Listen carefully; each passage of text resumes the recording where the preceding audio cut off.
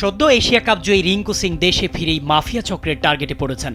৫ কোটি রুপি না দিলে প্রাণে মারার হুমকি দিয়েছে দাউদের ডি কোম্পানি। এর আগে কংগ্রেস নেতা বাবা সিদ্দিকির কাছেও ১০ কোটি রুপি চেয়ে খুনের হুমকি এসেছিল। পরে আত্মাইর হাতে প্রাণ হারান তিনি। এবার সেই একই মাফিয়াদের টার্গেটে রিঙ্কু। পুলিশ ধারণা করছে ২ ঘটনা জুড়েই জড়িত একই চক্র।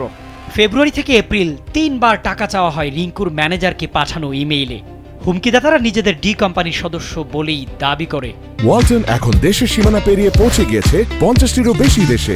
ওয়ালটন, ঘরে ঘরে, বিশ্বজুড়ে। পুলিশে অভিযোগ জানানোর পর দিলশাদ ও নাভিদ নামের ২ ব্যক্তিকে গ্রেফতার করে ত্রিনিদাদ ও টোবাগো থেকে দেশে ফিরিয়ে আনা হয়েছে।